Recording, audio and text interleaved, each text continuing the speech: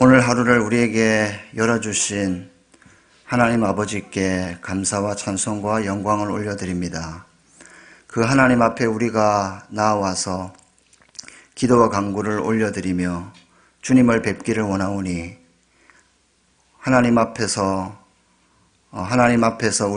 우리의 관계를 가로막는 우리의 모든 연약함과 죄를 그리스도의 보혈로 씻어주시옵소서. 하나님 아버지, 오늘도 우리가 말씀을 대할 때에 성령 하나님께서 조명하여 주셔서 이 말씀을 잘 깨달아 알게 하시고 우리의 삶 가운데 구체적으로 삶의 열매를 맺을 수 있도록 인도해 주시옵소서. 감사를 드리옵고 예수님의 이름으로 기도드립니다. 아멘. 오늘 우리에게 주신 하나님의 말씀은 베드로전서 4장 12절에서 19절입니다. 4장 12절에서 19절 말씀 함께 교독하도록 하겠습니다. 사랑하는 자들아, 너희를 연단하려고 오는 불시험을 이상한 일 당하는 것 같이 이상히 여기지 말고 오히려 너희가 그리스도의 고난에 참여하는 것으로 즐거워하라. 이는 그의 영광을 나타내실 때에 너희로 즐거워하고 기뻐하게 하려 함이라. 너희가 그리스도의 이름으로 치욕을 당하면 복 있는 자로다. 영광의 영 곧 하나님의 영이 너희 위에 계심이라. 너희 중에 누구든지 살인이나 도둑질이나 악행이나 남의 일을 간섭하는 자로 고난을 받지 말려니와 만일 그리스도인으로 고난을 받으면 부끄러워하지 말고 도리어 그 이름으로 하나님께 영광을 돌리라. 하나님의 집에서 심판을 시작할 때가 되었나니 만일 우리에게 먼저 하면 하나님의 복음을 순종하지 아니하는 자들의 그 마지막은 어떠하며 또 의인이 겨우 구원을 받으면 경건하지 아니한 자와 죄인은 어디에 서리요. 그러므로 하나님의 뜻대로 고난을 받는 자들은 또한 선을 행하는 가운데에 그 영혼을 미쁘신 창조주께 의탁할지어다. 아멘. 제가 교회 성도님들을 이렇게 방문하고 또 신방을 할 때에 경험하게 되는 것이 있는데 특히 성도님들 가운데 건강하시던 부모님께서 갑작스러운 사고나 또 질병으로 돌아가시는 그런 경우가 있습니다. 이렇게 갑작스러운 죽음을 당하시는 분들을 보면 굉장히 당황스러워하시고 굉장히 또 슬퍼하십니다. 임종을 미리 준비하지 못했기 때문이죠. 하지만 돌아가실 것을 미리 예견하고 부모님과 충분한 대화를 나누고 그리고 작별의 인사를 하신 분들은 마음이 한결 편안해 하십니다. 그런 분들은 부모님을 여의신다 할지라도 편안한 가운데 장례식을 치르시는 것을 볼 수가 있습니다. 누구나 죽음을 피할 수는 없지만 그 죽음을 미리 준비할 수는 있습니다. 오늘 말씀을 통해서 알 수 있는 사실은 경건한 성도는 반드시 세상으로부터 오는 이 시험을 당하게 된다는 것입니다. 그런데 미리 그 고난도 그 시험을 준비할 수도 있다라고 우리에게 말씀해 주고 있습니다. 오늘 본문 말씀을 통해서 성도가 당하는 고난을 어떻게 대비해야 하는지 그 고난의 대비책에 대해서 함께 살펴보고자 합니다. 첫 번째로 우리가 기억할 것은 장차 직면하게 될 이 불시험을 준비하라는 것입니다. 불시험을 준비하라. 경건하게 살고자 하는 성도는 정도의 차이는 있겠지만 모두 핍박을 받게 된다라고 성경은 말씀하고 있습니다. 디모데후서 3장 12절에 보면 무릇 그리스도 예수 안에서 경건하게 살고자 하는 자는 박해를 받으리라 말씀하고 있습니다. 고난의 색깔은 달라도 또 고난의 형태는 달라도 그리스도 안에서 경건하게 살고자 하는 그런 자에게는 반드시 이 고난이 따라온다는 것입니다. 오늘 본문 12절에서는 이 핍박을 그냥 시험이라 하지 않고 불시험이다 라고 말씀하고 있습니다. 이 불시험을 준비하라 라고 말씀하고 있습니다. 12절을 함께 읽겠습니다. 사랑하는 자들아, 너희를 연단하려고 오는 불시험을 이상한 일 당하는 것 같이 이상히 여기지 말고. 성도가 신앙생활을 하면서 당하는 여러 가지 시험이 있습니다. 예를 들어서 하나님이 아브라함을 테스트하기 위해서 아브라함에게 주는 이 시험이 있습니다.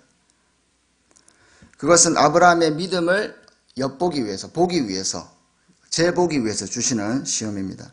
반면에 요나와 같이 성도가 하나님의 불순종에 죄를 지어서 당하는 그러한 시험도 있습니다.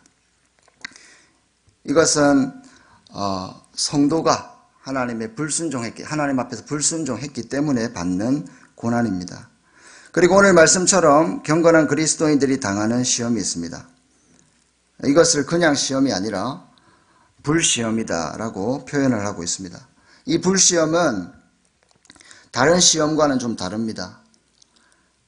예수님의 제자로 살아갈 때에 제대로 예수님을 믿고 따르려고 할 때에 당하는 시험이 바로 이 불시험입니다. 하지만 세상과 더불어서 적당한 선에서 이 타협해버리는 그럴 때에는 이 시험을 당하지 않게 됩니다.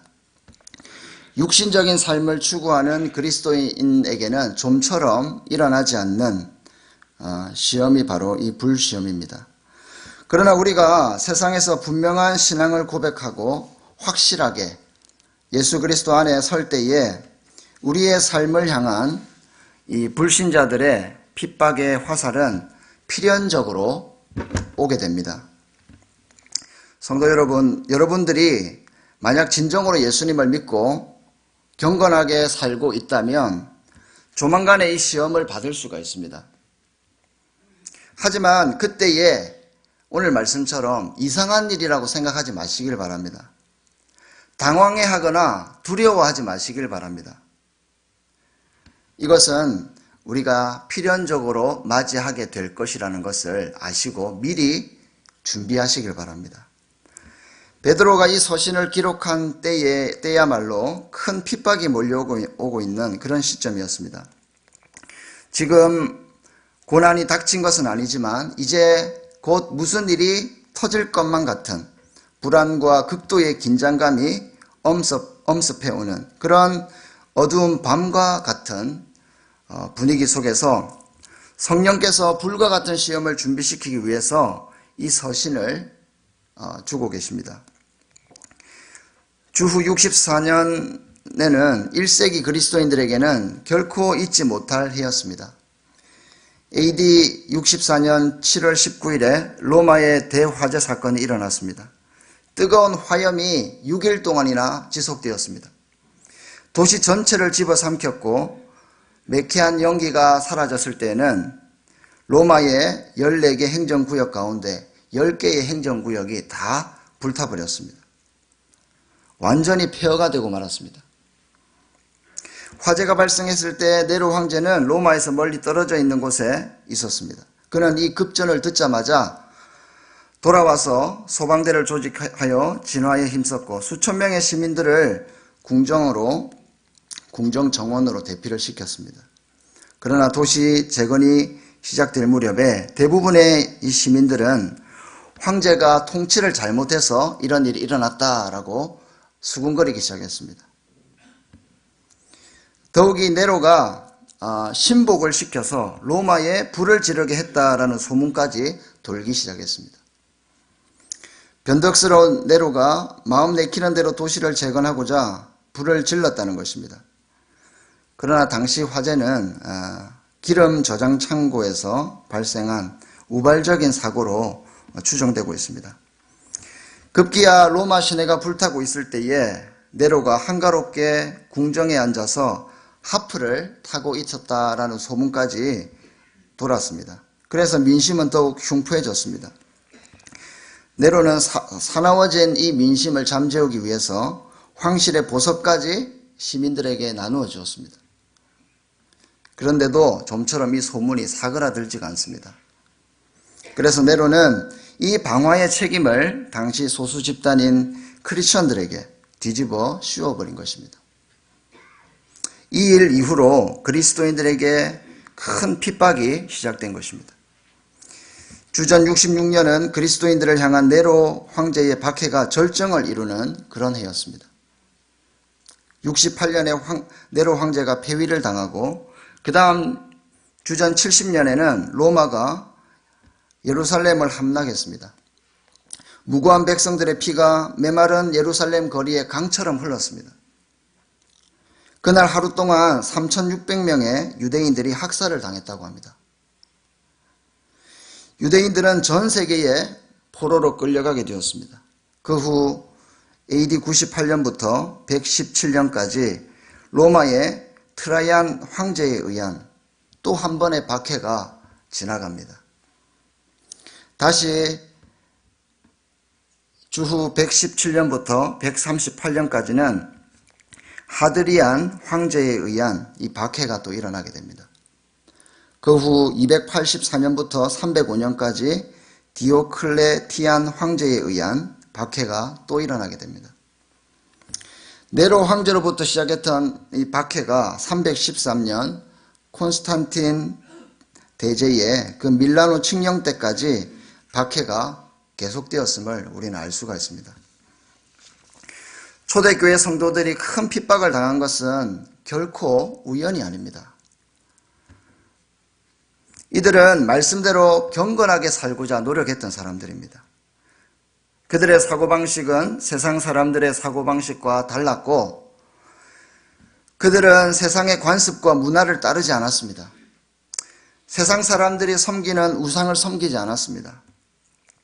그들이 핍박을 당한 이유는 바로 이것입니다. 세상과 달랐기 때문입니다. 세상 사람들의 사고방식과 다르게 살았기 때문입니다. 초대교회 성도들은 오직 하나님 한 분만을 믿었습니다. 그런데 당시 신들과 제국, 그것을 위해서 제사를 드리고 심지어 죽은 황제에게 분향을 했던 이 로마인들에게는 이런 유일신 사상이 좀처럼 이해가 되지 않았습니다. 오만방자하게 보였을 것입니다. 또한 로마인들은 당시 그리스도인들이 성만찬을 할 때에 그리스도의 몸과 피를 먹는 것이 실제로 사람의 그 인육과 피를 마신다라고 오해를 했습니다. 그렇다고 로마인이 예배에 직접 참여하지도 않았기에 이러한 오해를 풀 수도 없었습니다. 로마인들은 직접적인 정보 없이 그리스도인들을 판단해버린 것입니다. 성만찬 이후로 그리스도인들은 동족을 잡아먹고 그리고 형제자매라는 이 용어를 사용한다고 해서 근친상간 행위를 한다고 비난을 했습니다. 당시 이집트에서는 형제자매라는 말을 사용하는 것은 성행위 상대자를 일컫는 말이었기 때문에 이런 오해가 있었던 것입니다. 로마 가정의 아버지들은 아이를 키우고 싶지 않으면 갓난 아기를 들판에 갖다 버릴 수도 있었습니다. 그러나 그리스도인들은 그렇게 버려진 아이들을 양자로 받아들임으로써 로마의 아버지들이 버릇처럼 행사했던 친자 양육 거부권에 정면으로 도전을 한 것입니다. 이와 같이 당시 그리스도인들은 예수 안에서 성별이나 신분 상관없이 모두 중요하다라고 주장을 했습니다. 비천한 계층의 사람들을 환대했고 모든 인간의 존엄성을 훼손하는 것에 동조하지 않았던 것입니다. 성도가 당하게 되는 이 불시험은 어쩌면 당연한 것일 수 있습니다. 이렇게 그리스도인들이 올바르게 사는데 어찌 시험을 당하지 않게 되겠습니까? 세상의 법이 아닌 생명과 성령의 법으로 살아가는 자들이기 때문에 세상의 삶의 방식과 다른 삶을 살아가며 이로 인해서 직면하게 되는 핍박은 필연적인 것이라는 겁니다. 세상과 정반대의 삶을 살아가기 때문에 부딪히게 됩니다.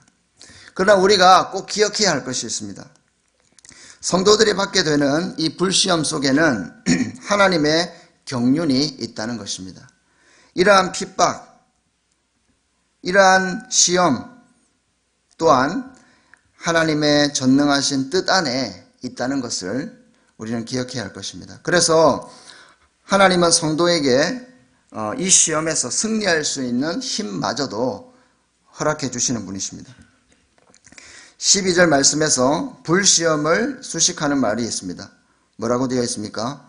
너희를 연단하려고 오는, 이렇게 되어 있습니다. 너희를 연단하려고 오는 시험이다 말씀하고 있습니다.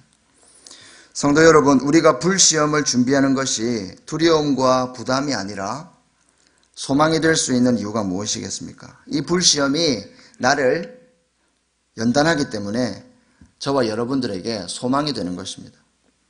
베드로전서 1장 7절에서 이렇게 말씀합니다. 너희 믿음의 확실함은 불로 연단하여도 없어질 금보다 더 귀하여 예수 그리스도께서 나타나실 때에 칭찬과 영광과 존귀를 얻게 할 것이니라. 여기서 불이 어디에서 사용되죠? 연단하는 도구로 사용되고 있습니다. 불 같은 시험도 있지만 이 불이라는 것은 금을 재련하는 연단의 도구라는 것입니다. 불 속에서 금은 연단됩니다. 모든 찌꺼기는 녹아 없어지고 순금으로 구별되어져서 재련된 모습으로 나오게 되는 것입니다. 그렇습니다. 시련의 시간, 이 불시험은 순금으로 다듬어지는 시간과 같다는 것입니다. 또한 순금과 찌꺼기를 구별하고 진짜와 가짜를 구별하는 그런 시간인 것입니다. 핍박이 오고 박해가 오고 고난이 찾아올 때에 비로소 진정한 그리스도인의 삶의 모습이 드러나게 되는 것입니다. 고난이 우리의 삶을 순수하게 하고 하나님 앞에서 우리의 삶을 점검하게 합니다. 그렇기 때문에 이 불시험은 어떤 의미에서 은총이다라고 말할 수 있습니다. 성도 여러분, 여러분이 만약 진정으로 예수 그리스도를 믿고 경건하게 살고 있다면 조만간 이 시험을 당할 수 있다는 것을 아시길 바랍니다. 하지만 그때에 이상한 일 당하는 것처럼 당황해하거나 두려워하지 마십시오. 이 시험을 미리 준비하시길 바랍니다. 두 번째로 우리가 한번 살펴볼 것은 이 불시험의 대책으로 이 시험이 올 때 즐거워하는 것입니다. 성경은 우리에게 불시험이 올 때에 즐거워하라 라고 말씀하고 있습니다. 13절은 이렇게 말씀하고 있습니다. 같이 한번 읽어보겠습니다. 오히려 너희가 그리스도의 고난에 참여하는 것으로 즐거워하라. 이는 그의 영광을 나타내실 때에 너희로 즐거워하고 기뻐하게 하려 함이라. 우리가 고난 중에서도 즐거워할 수 있는 이유는 그리스도의 고난에 참여하기 때문이라고 성경은 말씀하고 있습니다. 고난 그 자체를 즐거워하는 것은 아닙니다. 고난 그 자체가 그렇게 위대한 것도 아닙니다. 고난 자체는 사실 어떻습니까? 기분 나쁜 것이죠. 아픈 것입니다. 고통스럽습니다. 그러나 이것이 우리 주님을 위한 고난이기 때문에 우리는 기뻐할 수 있습니다. 그분의 고난에 동참하는 것이기 때문에 우리가 즐거워할 수 있다라고 베드로 사도는 우리에게 말씀하고 있습니다. 베드로전서 2장 20절에서 21절을 제가 읽어보겠습니다. 죄가 있어 매를 맞고 참으면 무슨 칭찬이 있으리요. 그러나 선을 행함으로 고난을 받고 참으면 이는 하나님 앞에 아름다우니라. 이를 위하여 너희가 부르심을 받았으니 그리스도도 너희를 위하여 고난을 받으사 너희에게 본을 끼쳐 그 자취를 따라오게 하려 하셨느니라. 이렇게 우리 주님은 당신의 그 고귀한 희생에 우리를 동참케 하셔서 자신의 그 발자취를 따라오게 하십니다. 우리 주님의 고난은 목적 없는 고난이 아니었습니다. 우리 예수님께서 당하신 그 고난은 어떤 고난이었습니까? 우리를 살리기 위한 고난이었습니다. 그래서 그 고난은 더욱 빛이 나는 것입니다. 베드로전서 2장 24절 이렇게 말씀하고 있습니다. 친히 나무에 달려 그 몸으로 우리 죄를 담당하셨으니 이는 우리로 죄에 대하여 죽고 의에 대하여 살게 하려 하심이라. 그가 채찍에 맞음으로 너희는 나음을 얻었나니. 이와 같이 주님의 그 고귀한 고난에 우리가 동참함으로 우리는 주님이 가신 그 길을 갈 수 있습니다. 이때에 우리는 우리 주님의 마음을 더 깊이 알게 되고 우리 주님의 그 고난의 그 교제 가운데 참여하게 되는 것입니다. 바울은 빌립보서 1장 29절에서 이런 고난의 교제에 대해서 말씀하고 있습니다. 고난을 교제라고 합니다. 이렇게 말씀하고 있습니다. 그리스도를 위하여 너희에게 은혜를 주신 것은 다만 그를 믿을 뿐 아니라 또한 그를 위하여 고난도 받게 하려 하심이라. 너희에게 은혜를 주신 것은 뭐라고 하십니까? 믿음을 주시고 고난도 받게 하려 함이다 라고 말씀하고 있습니다. 여러분, 이 은혜가 선물이란 뜻이거든요. 그러니까 너희에게 선물로 믿음도 주는데 고난도 선물로 준다라고 말씀하고 있습니다. 성경은 믿음뿐만 아니라 고난 또한 선물이다라고 말씀하고 있습니다. 여러분은 두 가지 선물 중에서 어떤 것을 더 원하시겠습니까?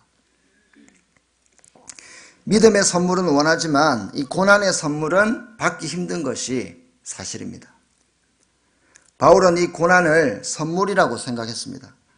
우리가 어려움과 고난을 당하면 우리는 우리 주님과 같이 고생하고 있는 것입니다. 그러면 우리는 주님과 깊은 고난의 교제를 나누는 것입니다. 그때 주님께서 뭐라고 우리에게 말씀하실까요? 아, 너도 나처럼 고난을 받는구나 하시면서 우리를 위로하실 것입니다. 불시험이 찾아올 때에 우리가 즐거워할 수 있는 이유로 14절에서 이렇게 말씀하고 있습니다. 너희가 그리스도의 이름으로 치욕을 당하면 복 있는 자로다.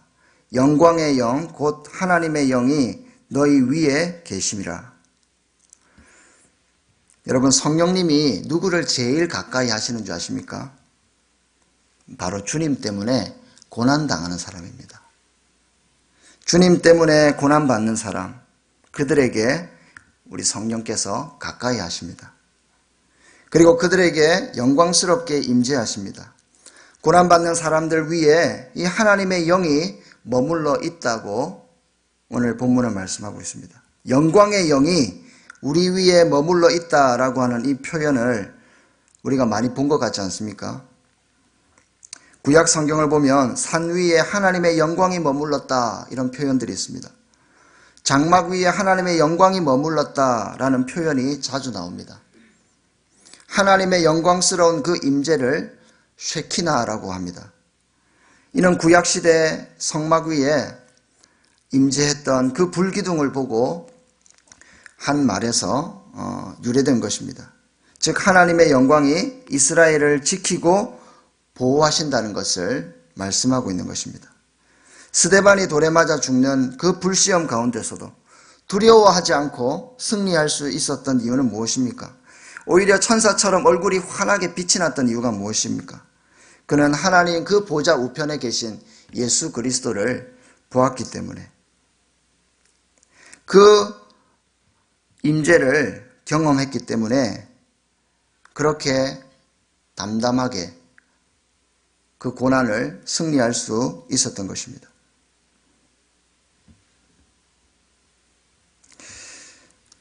하나님의 거룩하고 찬란하고 아름다운 빛 가운데 역사하시는 성령님의 거룩한 임재가 불시험 가운데 있는 저와 여러분들 위에 함께 하실 것입니다.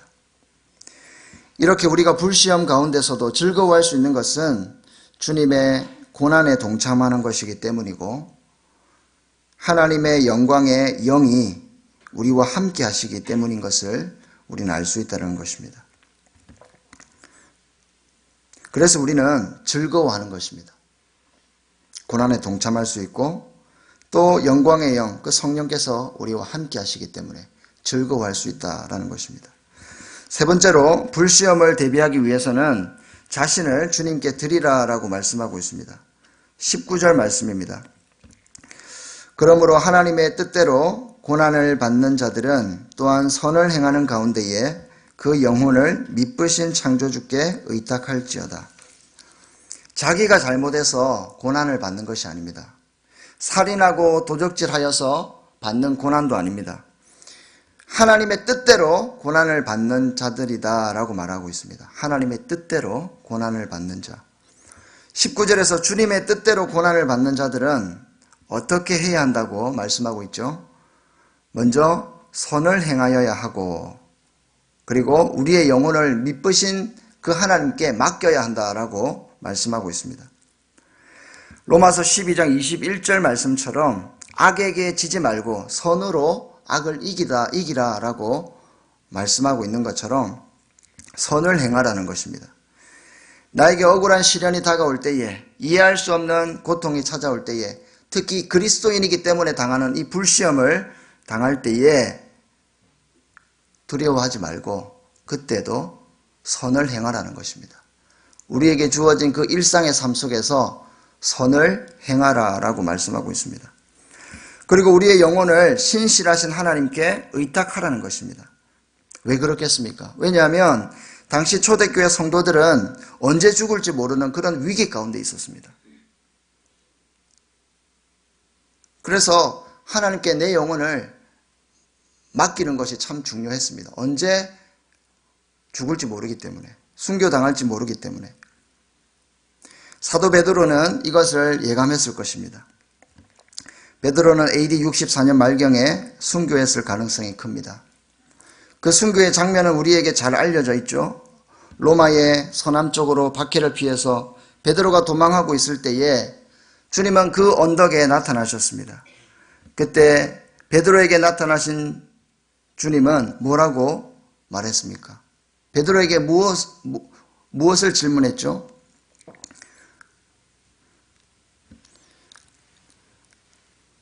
베드로야, 어디로 가느냐라고 물었습니다. 그때 베드로가 이런 말을 합니다. 쿼바디스 도미네. 베드로가 주님께, 주님 어디로 가십니까? 그러자 주님께서 이렇게 대답하십니다. 나는 내가 버리고 가는 로마의 영혼들을 위해서 로마로 가고 있다라고 말씀하고 있습니다. 그래서 베드로가 다시 돌아가서 로마에서 순교했다라는 이야기를 우리는 전성을 통해 알고 있습니다. 전승에 의하면 순교할 그때에 함께 그 현장에 끌려왔던 베드로의 아내가 있었습니다. 그 아내는 사랑하는 남편을 향해 이렇게 외쳤다고 합니다. 사랑하는 그대여, 주님을 기억하세요. 승리하세요. 베드로는 자신의 마지막을 주님께 의탁하고 순교했습니다. 우리 예수님은 십자가에서 돌아가시면서 이렇게 말씀하셨습니다. 아버지여, 내 영혼을 아버지 손에 부탁합니다. 스데반이 순교할 때는 어떻게 했습니까? 주 예수여, 내 영혼을 받아주십시오. 이렇게 고백했습니다. 저도 언젠가 주님 앞에 서게 될 것입니다. 여러분들도 마찬가지겠습니다. 그때 이렇게 고백하고 싶습니다. 아버지여, 내 영혼을 주님께 부탁드립니다. 이렇게 고백하고 싶습니다. 지금 내가 당하고 있는 그 불시험으로 인해서 원망하지 마시길 바랍니다. 주님 때문에 불시험을 당하는 것에 당황해하지 마시길 바랍니다. 19절에서 미쁘신 창조주께 의탁할지어다 라고 말씀하고 있습니다. 여기서 미쁘신이란 신실하신이란 뜻입니다. 신실하시고 성실하신 창조주께 의탁하라는 것입니다. 우리 하나님은 성실하십니다. 그 성실하신 주님 앞에 당신의 영혼의 문제를 온전히 부탁하시길 바랍니다. 이것은 저와 여러분들의 마지막 헌신이 될 것입니다. 마지막 헌신. 불시험 중에서도 철저하게 주님께 자신을 드리시길 바랍니다. 이 마지막 우리의 헌신은 마지막 불시험을 승리로 바꾸어 놓을 것입니다. 그런데 이 마지막 때에 이 주님께 자신의 영혼을 부탁하지 못한다면 어떻게 되겠습니까? 그동안 쌓아온 모든 그 노력들이 얼마나 허무하게 될까요? 고난의 색깔은 달라도 고난은 우리의 삶의 현장에도 찾아올 수가 있습니다. 그렇다면 이 시대 우리 그리스도인들이 직면하게 되는 불시험은 어떤 것들이 있을까요? 아무리 생각해봐도 지금은 초대교회처럼 우리를 핍박하지 않습니다. 일제시대처럼 대놓고 우리를 죽이거나 협박하거나 또 우리를 추방시키지 않습니다. 고문을 하지 않습니다. 모르겠습니다. 장차 이런 일이 또 있을 것이라고는 생각이 됩니다만 지금은 그렇지 않습니다.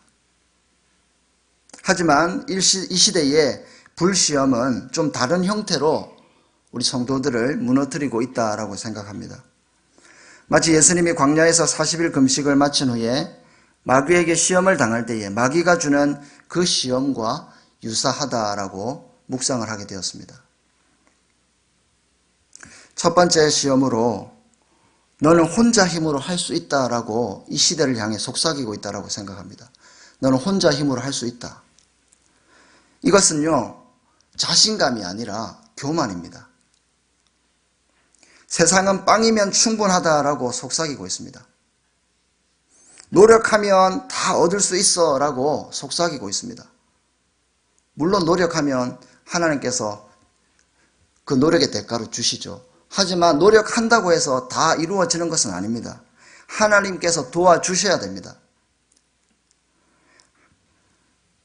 그래서 우리 그리스도인들은 이런 이야기를 들을 때 점점 신앙이 후퇴하게 됩니다. 하나님이 필요 없고 돈이면 다 되는 것처럼 느껴집니다. 이것이 오늘날 불시험이지 않을까 생각을 하게 됩니다. 성경은 빵도 필요하지만 모든 하나님의 말씀으로 살 수 있다라고 분명히 말씀하고 있습니다. 예수님께서 하신 말씀입니다. 두 번째 시험은 너는 안 죽는다라는 것 같습니다. 너는 안 죽는다. 과학이 발달하고 의술이 있기 때문에 웬만한 병 걸려도 안 죽는다라고 속삭이는 것 같습니다. 더 이상 불치병은 없다라고 말하는 것 같습니다. 암도 고치고 희귀한 병도 고치는 이 세상에서 뭐가 겁이 나느냐? 너는 안 죽는다라고 이 세상은 우리에게 불시험을 주고 있는 것 같습니다. 사람은 과학과 의술을 의지하면서 이제 하나님을 믿지 않으려고 합니다. 웬만해서는 아프면 그냥 병원에 갑니다. 그러나 성경은 하나님을 시험하지 말라라고 말씀하고 있습니다. 너희 하나님을 시험하지 말고 오직 그 하나님만 섬기라라고 말씀하고 있습니다.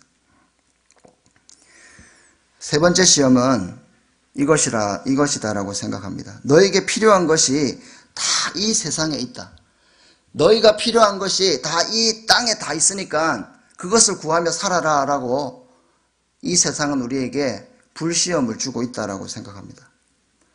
땅의 것을 구하며 살아라라고 말합니다. 힘과 부와 명예를 구하고 그것을 위해서 살아라라고 이야기하고 있습니다. 이것들을 취할 수만 있다면 수단과 방법을 가리지 말고 쟁취하라라고 거짓 속삭임을 주고 있습니다. 양심이나 우정이나 가족애나 정직 따위는 필요 없다라고 이 세상은 우리에게 참소하고 있습니다. 마치 마귀의 속삭임처럼 세상의 문명의 영광을 보여주며 자신에게 절하면 이 모든 것을 주겠다라고 속삭이는 그 거짓 말입니다. 그러나 주님은 말씀하십니다. 주 너의 하나님께 경배하고 오직 그분만을 섬기라라고 명령하고 있습니다. 저와 여러분들이 이 시대를 잘 분별했으면 좋겠습니다. 불시험은 장차 올 것입니다만 어쩌면 지금 우리가 이 불시험 가운데 살아가고 있을 줄도 모릅니다. 마치 개구리가 처음에는 따뜻한 물에서 잘 적응하다가 그 불을 높이고 할 때에 그냥 그것에 적응하면서 지내다가 죽고 마는 것처럼 오늘 우리 성도들이 깨어서 세상이 주는 이 불시험이 무엇인가를 잘 분별하며 신앙생활을 해야 될 것입니다. 성도 여러분, 오늘 말씀을 통해 우리는 몇 가지 중요한 진리를 발견했습니다. 우리가 그리스도인으로서 진실하게 주님을 따를 때에 무엇이 온다 그랬습니까? 반드시 시험이 오게 되어 있습니다. 시험이 안 오면 내 신앙이 지금 제대로 된 것인지 한번 잘 살펴봐야 됩니다. 저도 이 말씀을 묵상하면서 예전처럼 어려움이 없네? 목회자로서 목회를 하는데 큰 어려움이 없네? 라는 것을 보면서 내가 지금 제대로 가고 있는 것인가 돌아보게 되었습니다. 성도가 제대로 예수님을 따를 때에 반드시 이 시험은 오게 되어 있습니다. 그럴 때 어떻게 해야 됩니까? 이 불시험이 올 때 이상하게 여기지 마시기 바랍니다. 오히려 당연한 것으로 여기시고 지금부터 준비하시길 바랍니다. 그리고 오히려 이 고난으로 인해서 영광의 영, 그 성령께서 나와 함께 하심을 즐거워하시길 바랍니다. 기뻐하시길 바랍니다. 마지막으로 주님께 우리 자신의 영혼을 부탁하는 것입니다. 의탁하는 것입니다. 그러면 주님께서 우리를 책임져 주실 것입니다. 이 교훈을 마음에 새기고 장차 오는 모든 불시험에서 승리하시는 저와 여러분들이 되시기를 주님의 이름으로 축원합니다. 우리 함께 찬양하겠습니다. 내가 그리스도와 함께, 오늘 말씀을 기억하면서 우리 함께 고백하면 좋겠습니다.